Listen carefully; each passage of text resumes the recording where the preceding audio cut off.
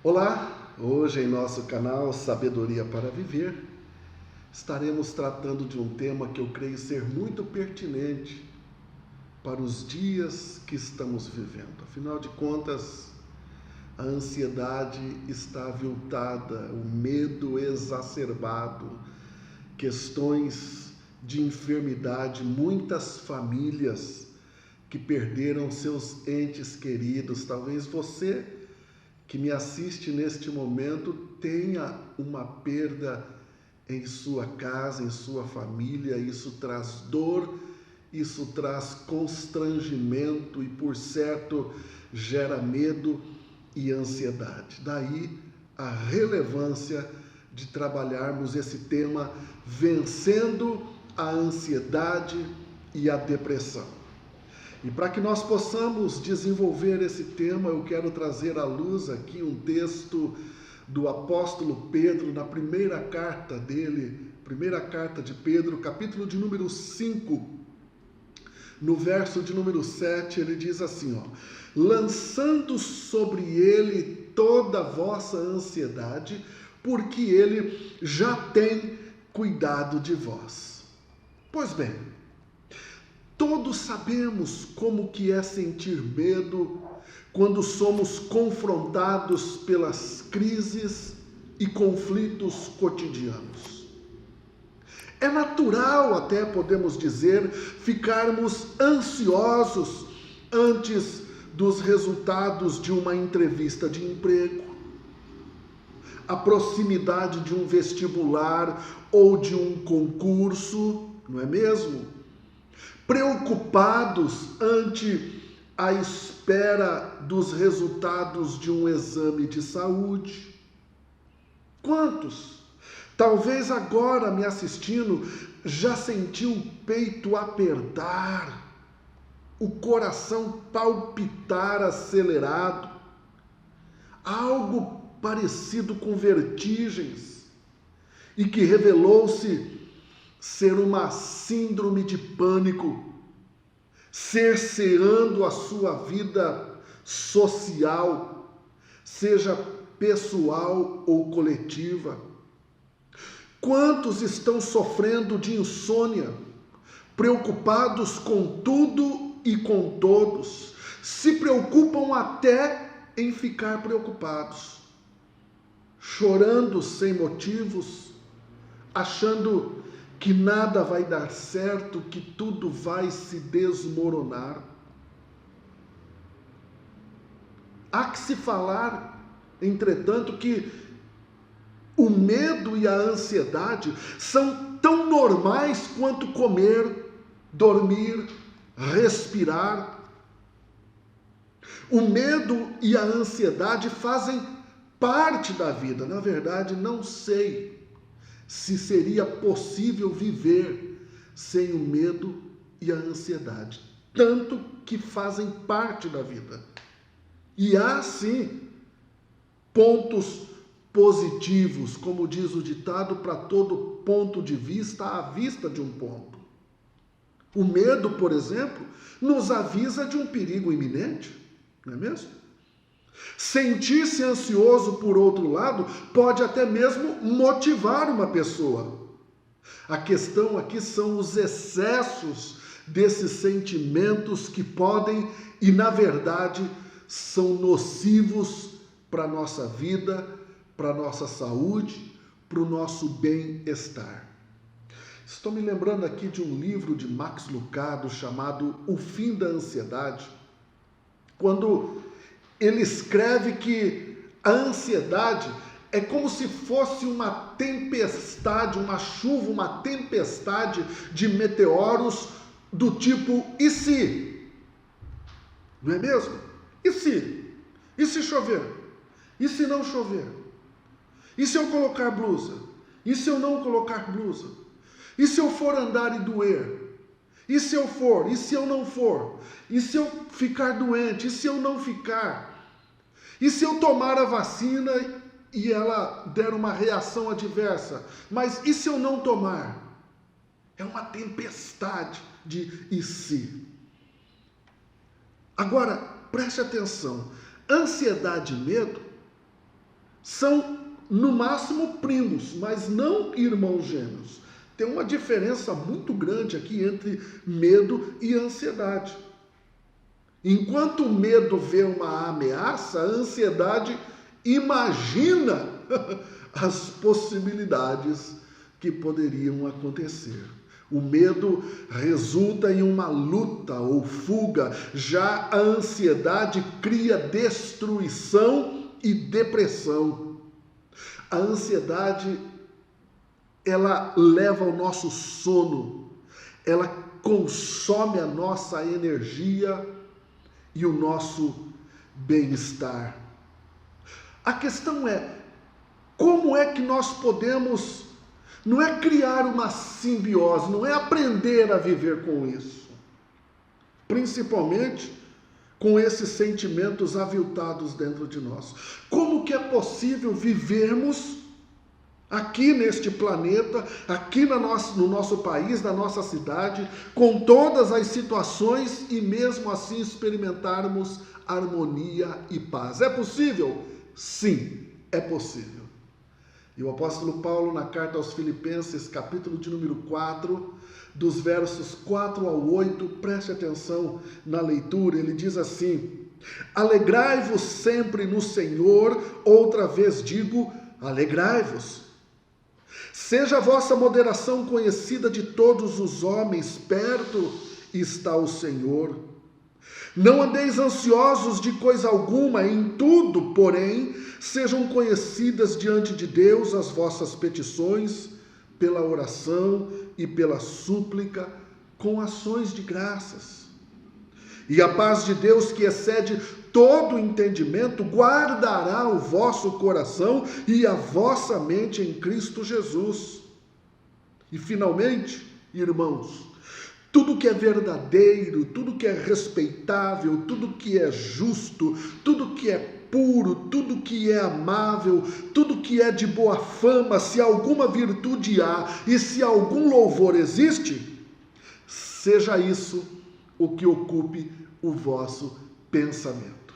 Pois bem, vamos aprender então a moda de Deus, os meios de Deus, a forma como que Deus age, trazendo amplitude para a nossa vida.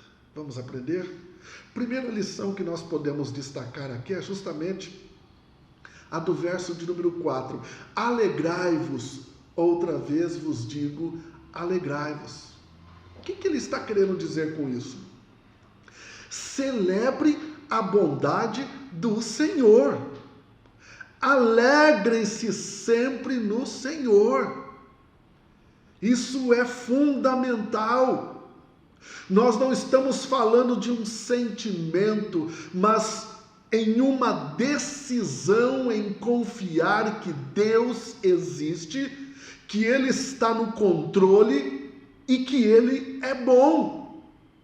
Eu estou me lembrando aqui de uma ilustração que conta que havia um garotinho lá de 4 ou 5 anos, curiosamente viajando sozinho dentro de um avião, e quando o avião estava lá em cima, 10 mil pés de altura, velocidade cruzeiro, começa a chacoalhar, pega lá um bolsão de ar, as pessoas ficaram temerosas, angustiadas, e essa criança, contra todas as possibilidades, calma, fazendo uma pintura, e uma senhora percebe isso e pensou com ela, olha, eu acho que esta criança fica ali agarrada, pintando ali, não nota o que está acontecendo, e aquela pintura, na verdade, é uma fuga para ela não dar valor, não se ater aqui ao medo. Então ela se levanta e vai sentar do lado daquela criança, e ao perceber aquela serenidade na criança, pergunta: você não está com medo, meu filho? E aquela criança olha então para ela e fala: não estou com medo. E ela então fica chocada: mas por que você não está com medo? E aquela criança responde então: é que o piloto é o meu pai. Quem é o piloto da sua vida? Quem é que conduz a sua vida? Quem é que controla? Quem é que governa? Quem é que sustenta a sua vida?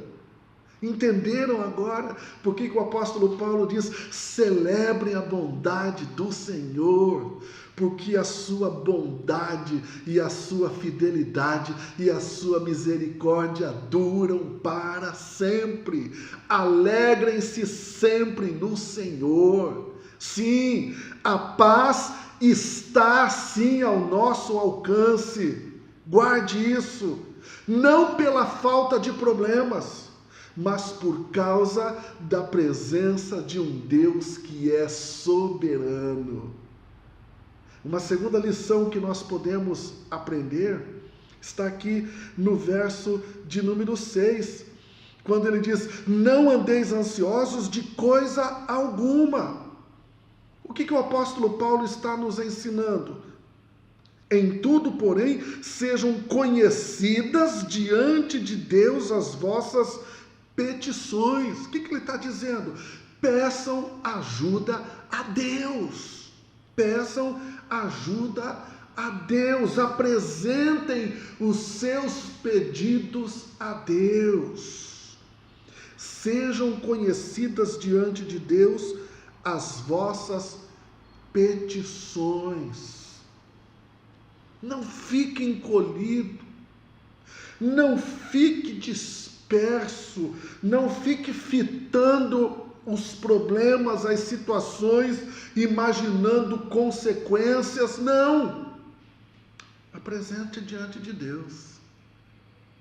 Eu me lembro aqui de uma passagem, quando o rei Josias, ao se ver cercado pelos inimigos do povo de Israel, e ele tinha um bom e um grande exército, mas ele se humilha e ele busca a Deus com oração e súplica, como diz aqui o apóstolo Paulo, reconhecendo a soberania de Deus, e ele diz assim: Senhor, eu não sei o que fazer, mas os meus olhos estão postos no Senhor.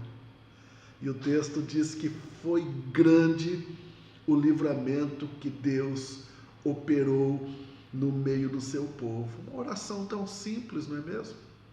Senhor, eu não sei o que fazer. Eu não quero correr o risco de tomar uma atitude aqui e isso vir causar um mal para mim, para a minha família. Eu não quero me aventurar. Talvez seja necessário falar: Senhor, pega na minha mão aqui, me trata como se eu tivesse 4 anos de idade, como se eu fosse aquela criança lá. Me conduz. Tem um monte de portas abertas. Pega na minha mão para que eu entre na porta que precisa entrar ou não entre. Mas eu não quero correr o risco de tomar uma atitude por mim mesmo.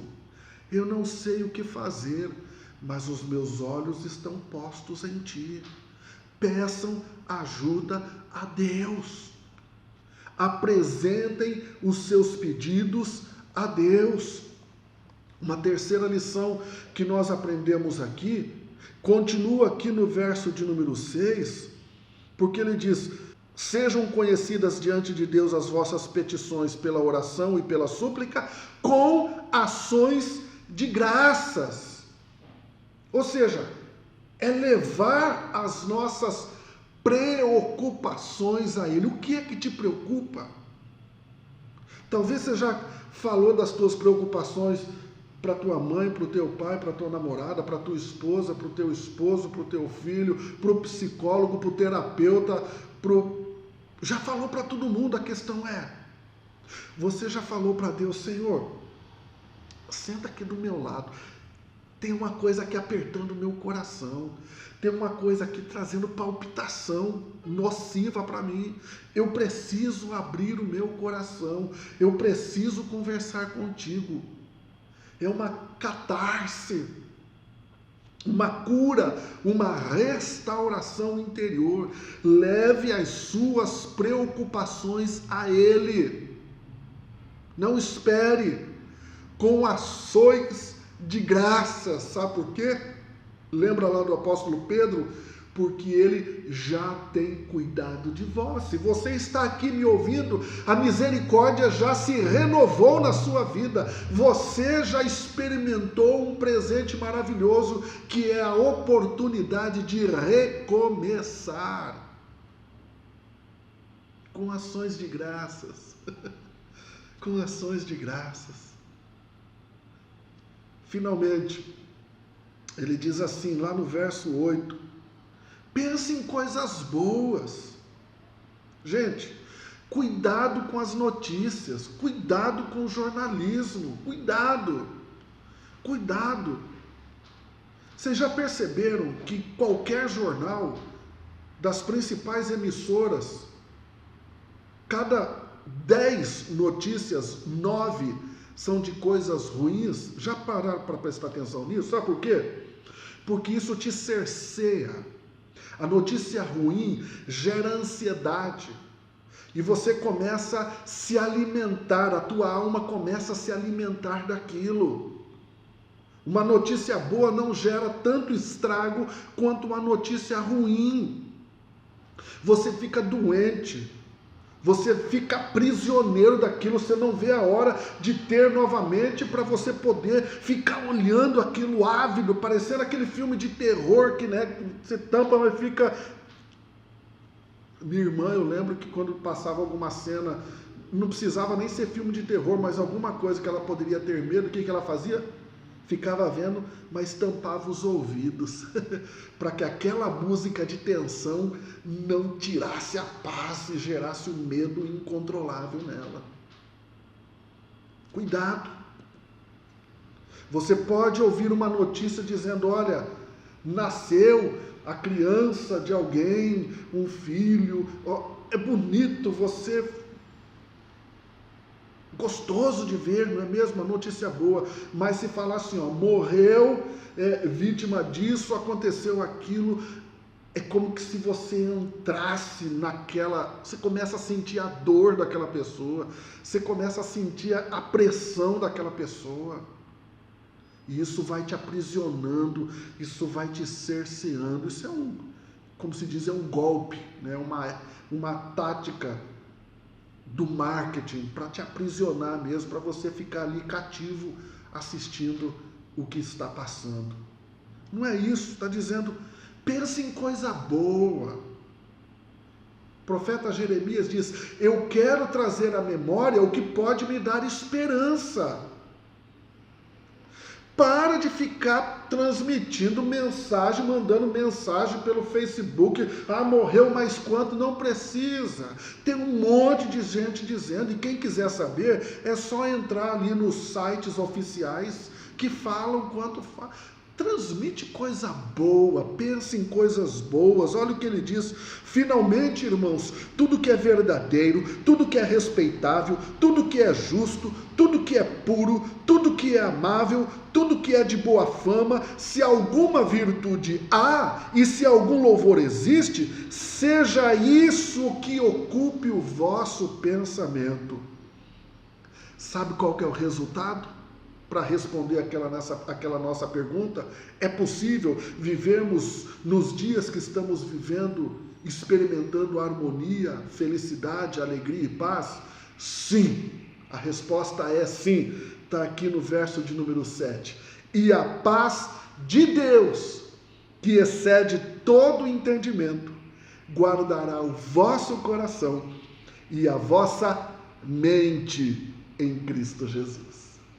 Que Deus te abençoe, que você tenha sabedoria para viver e que você experimente esta paz na sua vida.